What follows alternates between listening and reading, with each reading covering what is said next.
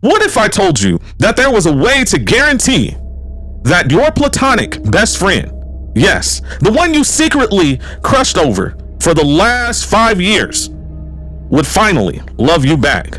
Well, today, this movie turns that idea into an absolute nightmare. And today, we will be slicing and dicing our way through Cory Barker's Obsession. Let's get into it.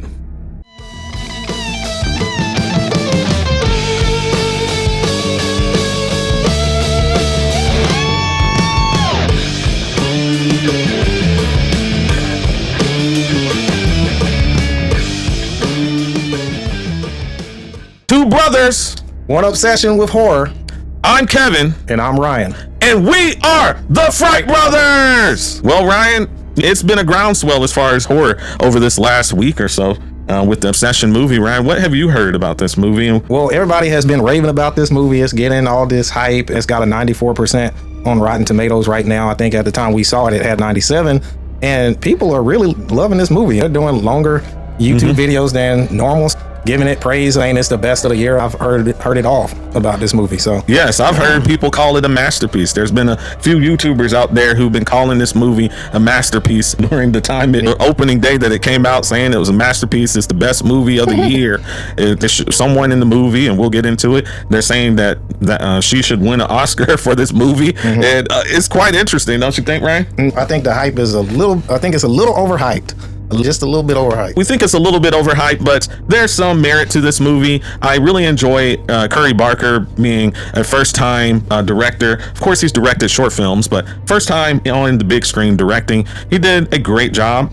But we want to get into the specifics and give you an analysis and then allow you guys to be able to make your decision on what you think about this movie. So we'll start off with the positives, we'll move into the mix, and then we'll talk about some of the negatives of this movie. And some of our negatives may be a little bit controversial, but that's okay. We want to give constructive feedback. We're not shock jocks, but let's get into it. So Ryan, what is one positive that you had for this movie? The first thing that comes to mind is the cinematography of this film is one of his strengths. Very interesting. There are a lot of shots during this movie where some of the characters' faces are hidden and you can't really see all of their facial expressions, or they'll be off to the side somewhere and you hear their voice, but you don't know exactly where they are, or you'll see a silhouette of someone, and it adds a little bit of creepiness and mystery. And it's the fear of the unknown in this movie that really creeps up on you and gets you.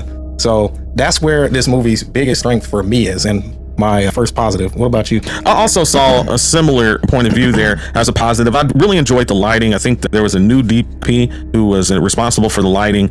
So I really enjoyed it. It kind of reminded me a lot of The Strangers 2008. And what I mean by that, if you remember in The Strangers 2008, there was the iconic scene where you have Dollface knocking on the door and asking, is Tamara home? And if you notice in that 2008 movie that you never get to get a good visual on Dollface and who is she and what does she look like, in part because of how dark it was and that there wasn't really that light that you normally see right outside of your front door. That light for some reason wasn't on, so it created a mystery, and this film does a great job of that. You see multiple scenes with the lead here who plays the character Indy, who's the lead, plays the character Nikki, and you see her in the home, in dark settings, in the car, in a dark setting, especially after she gets possessed there because of the wish that Bear makes there from the One Wish Willow. You see the darkness, and even though Indy is only 5 foot tall, last time I checked, she still seems very creepy and very disturbing and very scary because of the fact that the DP did an excellent job with the lighting. So that's also a positive for me. Ryan, what's another positive for you? So the next thing that comes to mind is the sound design. So there was a movie earlier this year, Undertone, where everybody was saying the sound design was so great, the scariest movie you'll ever hear. That's what people were saying.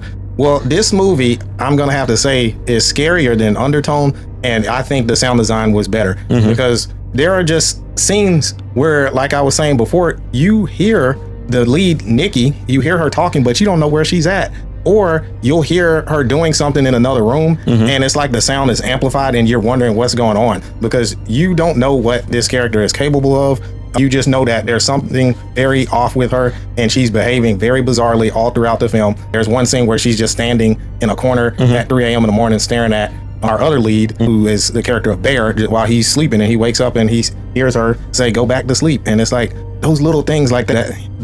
That sound design was just spectacular in this movie. So I would agree as well. Sound design did an excellent job with that. And part of, I just listened to the Dead Meats podcast where they interview Corey Barker, and one of the things that the Dead Meat team talked about with him here, James H. Janice, one of the things he said is that a lot of times the best way to edit is to edit for sound, not for the visual. And so he felt as though that Barker did a great job. Barker did a great job of editing for the sound. I feel the same way. So I'm gonna move into my next positive, which is the writing. The writing was fairly good in this particular movie. I wouldn't call it a masterpiece like some of the big YouTubers who I will not name on this podcast, but call it a masterpiece. But I do feel as though the writing was above average. A lot of times you'll see movies like this, especially in the horror film space, try to just take parts from other movies, and what it becomes is a montage of just different parts of borrowed pieces from other movies rather than its own unique style and substance.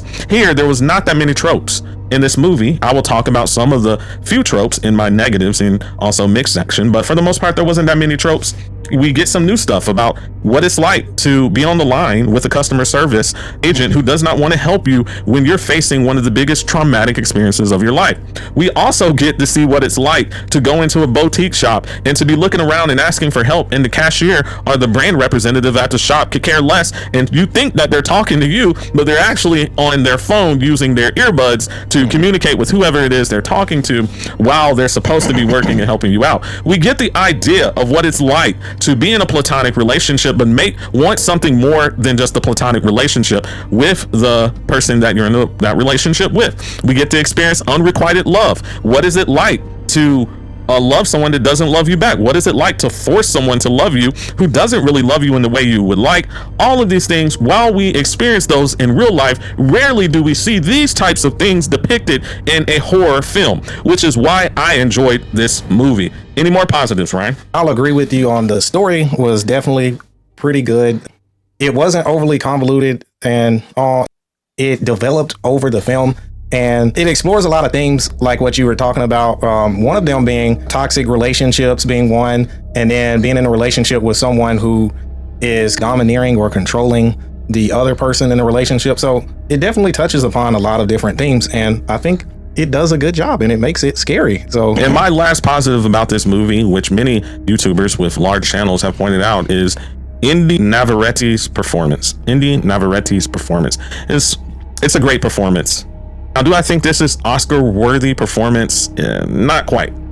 I understand some of the sentiments with those YouTubers who are out there marketing and promoting that she should win an Oscar for this performance, or at least be nominated for an Oscar for this performance. But I disagree. I'll talk to you more of the specifics on why in the next few sections, where you'll get maybe a controversial take, maybe not, but let's see. But overall, I felt like for a first-time actress, I know she's acted in Netflix roles. I think she was in 13 Reasons Why season 4 or something like that, one of those. So she had some small roles here and there, but overall this particular performance as the lead, where she has this dichotomy where she's acting like this sassy best friend, independent young woman who's doing her thing, to become a very paranoid, a very codependent person who depends and who has to be in this relationship and is desperate for this relationship to work. I think that she does a good job for a young actress. However, there are some things that you can tell that she's kind of borrowing from, copying from. There's certain horror movies that she's copycatting that I can't say this is an all-time generational performance that's worthy of an Oscar nomination. Any other positives, Ryan? No, that's it for me. So now we'll go ahead and move into some of our mixed. So Ryan, do you have anything to add as far as the mix category? So as far as story-wise, the story was good, but there was one point in this film where I got probably to halfway through the second act of this film, and I had to look at my watch because I was like, man, this film is, the runtime is kind of hitting me, and it's like, we don't really get any major deaths until the third act. So, and the runtime was just, oh man, they could have shortened this film a little bit by at least 20 minutes. Well, for me, a little bit of mixed. I smelt a little bit of Damien Leone in this particular film, with the excrements being splattered. At some point in the film, you see our lead actress the character Nikki having a number 2 on the rug. You also see her do a number 1 on the rug, and then at times you see some disgusting things like a sandwich made out of cat meat, and then you also see a few other things. They're just disgusting. And one of the things that reminded me so much of Damien Leone was one of the final scenes in the movie where you see the corpse of Sarah hanging out there in the kitchen. Almost reminded me of Terrifier 2, right? Or 3. Oh, that was 3 with the stuffing.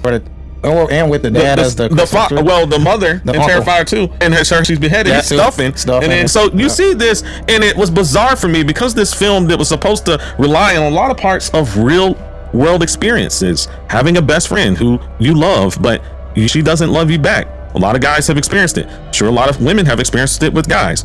Many of us have been there. So that was something relatable. You get this kind of behavior, and it's just like, what in the world is going on here? So that was a mixed thing for me. Any other mixes for you, Ryan? No, that's it for me. And then I would just say, and I'll talk about this more in the negative section, but I would just say it treated some of the secondary characters like they were DoorDash meals. Quick, fast, in a hurry. Boom, get out. Let's get back to the 2 leads here, Bear and Nikki. At some point, I understand the movie this was the basis of the movie, but at the other end, I would have liked to see a few scenes without Bear or Nikki in it, where we just have Sarah, where we just have the other guy that was in there and so it would have been nice if that happened. I think in order to have a great movie, you have to have strong secondary characters and not only tell the main story, but have a secondary and sometimes a tertiary story that you're also telling. But let's get into the negatives now, Ryan. So what's a negative for you? So piggybacking off on what you said about the characters, that's another thing I noticed is I don't think the runtime would have hit as hard if we had maybe developed the secondary characters more, or if we had an additional character or a second story or another storyline to counterbalance, because it just felt like they were going on, and that's why I was looking at my watch. When are we gonna get to the resolution and the conflict and all, or the major conflict and all the climax? But I think it would have benefited if we would have had those 2 elements, or one or both. So that's my first negative with this film. Guys, I'm getting into my controversial take. It's about the main character, Nikki. Indy, of course, was the lead actress here in this particular movie. Here's why she is not worthy of being nominated for an Oscar for this performance. I do not mind if she gets nominated for Golden Globes or for other different awards, but not the Academy Award. Here's why. Number 1, she basically beat for beat takes right out of the playbook of Get Out. If you guys do not remember Get Out 2017, there was Betty Gabriel, who played Georgina. And one of the things we know from that film is that Betty Gabriel's performance of Georgina, there's that iconic no scene where we have David Kaluuya's character there talking to Georgina and saying, hey, you notice something a bit weird about this situation here, when he's looking through all the pictures and seeing what looks to be an abduction of people based off of the color of their skin. And she turns to him and she says that infamous, oh no! And you can see her eyes start to water and the tears start to come up. And the reason why that's happening, and it looks so strange in the moment, but you find out later that Georgina is not Georgina. Georgina is the matriarch of the family, has taken over Georgina's body, and she's been inhabited by her. So that's why she has that mental breakdown and why it was so iconic, because that subtle, they keep looking at her, the camera on her, and you see her eyes start to swell up, and you see little tears start to go, and then she starts to stutter and say no. And here in the restaurant scene, Nikki tries to do the same thing. Indy tries to do the same thing with her character Nikki. When you see Bear confront her, she starts saying no and smiling just like Betty Gabriel did in Get Out. But the only thing that's different here, she tilts her head to the right. Betty Gabriel didn't do that. And she just stands right up and starts yelling that in the midst of a restaurant. Now, I understand it's a little bit creepy, it's a little bit unhinged, but it does not do as great of a job. While Indy did go for broke on this particular scene, she did not do as great of a job as Betty Gabriel. And there wasn't a whole lot of nuance. I think she could learn to be a little bit more nuanced in her approach, a little bit more subtle, and stop going for broke, because it just didn't make sense for a demon who's trying to be smart to just jump right up in front of everybody in the restaurant and start screaming, no, no. And plus, it borrows too much. I don't like that direction. They borrow way too much from Get Out in this particular scene. And then also they borrowed Ryan from Smile, right? You want to talk about that real quick? So the sound design, like I said, was one of the best of this year. But when I kept hearing certain sounds and cues over a few scenes of this movie, I know this from somewhere. This seems very familiar. And then I thought about it for a second, and then there was a scene where the not main character, but the co-lead, Nikki, where she starts grinning, smiling, and I'm like, it's kind of similar to the Smile movies. I mean, the sound design paired with the scenes where the characters smile and then where they'll just be like stopped, frozen, just smiling. This is a exact replica of Smile. It's very similar, very templated from that movie. So this was the same type stuff. So I felt the Smile vibes coming on in this movie. So, and then another thing is the Kubrick stare. If you guys don't know, Stanley Kubrick is a famous director there back in the day. And so one of the movies that he had was Clockwork Orange. And in that particular movie, and then you see it later in Shining, you see the Kubrick stare. And so what the Kubrick stare is exactly what Indy was doing there, where you do a little bit of smile and you stare and you look really weird and you may tilt your head left or right. And so there's so much of this performance, like we just mentioned here, where it is borrowing straight out of an old playbook that dates back to Stanley Kubrick. So it wasn't as original as I would hoped it to be. And then lastly, one of the concerns I had about Indy's performance was the fact that it was either super quiet or super loud. There was no kind of subtleness to the performance. I think listened to one of the live streams of Mad Blood, and he had invited another person on this live stream. They described it quite well. It was just too hit or miss. It was go for broke, scream at the top of your lung. There was way too many scenes of that. I started to tune them out.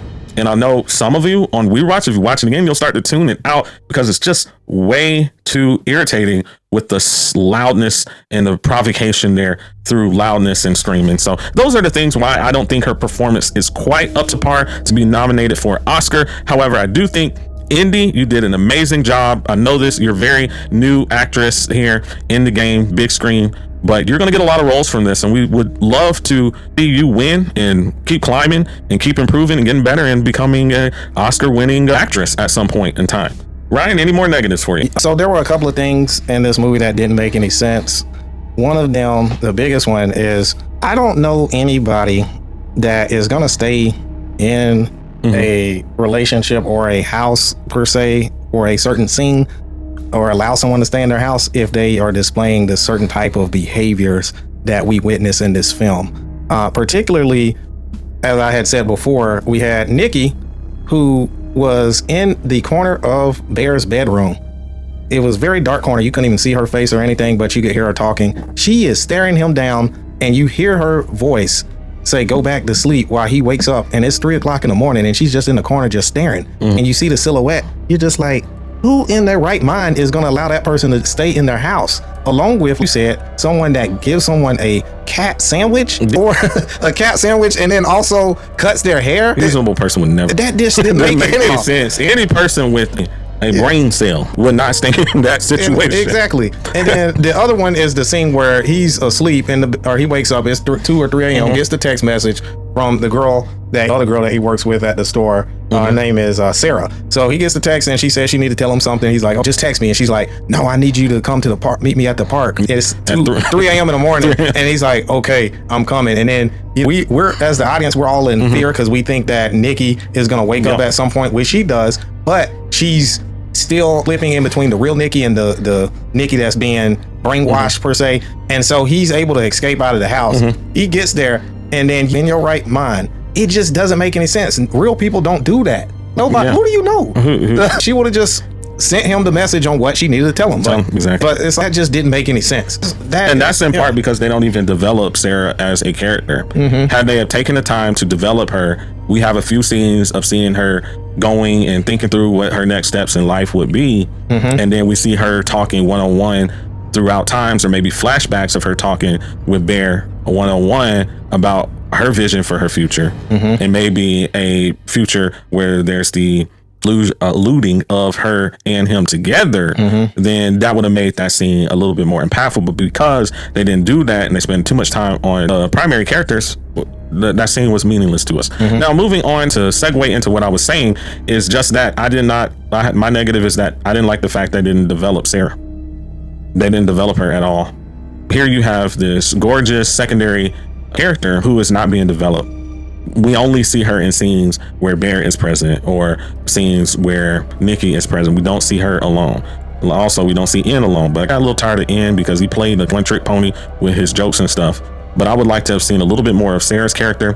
I also didn't like how this film seems to champion women, but at the same time pitting women against each other, where there can only be one surviving lady at the end of this film. And how many times horror movies do that as a trope. That's where the writing is a little bit off here.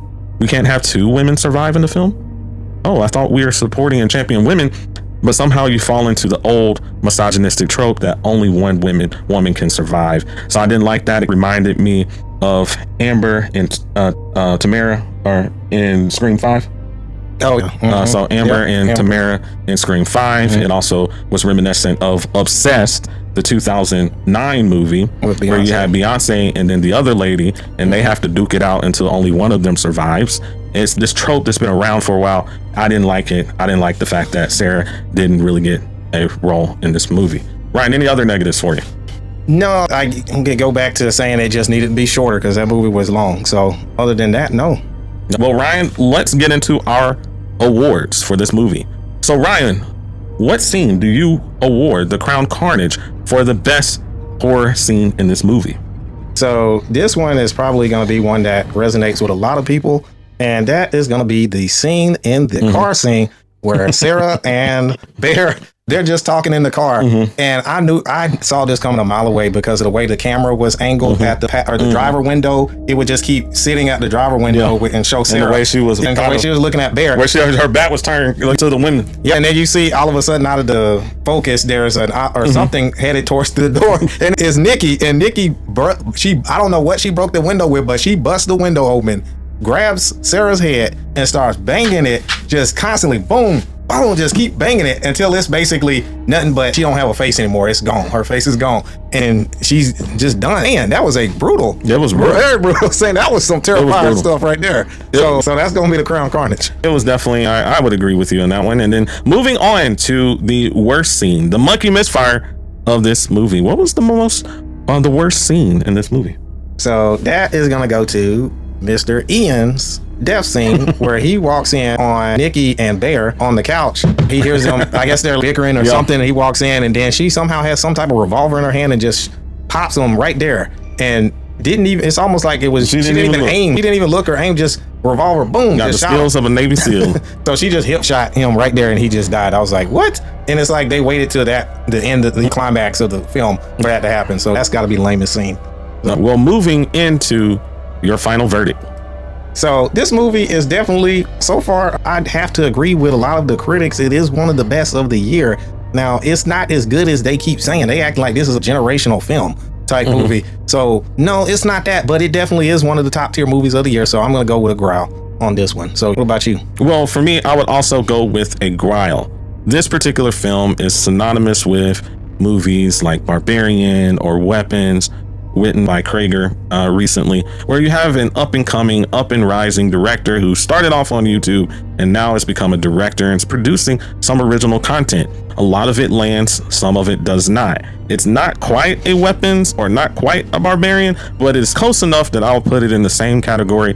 There are some cliches that it relied on, but overall, I like the fact that this movie looks at horror in a realistic point of view.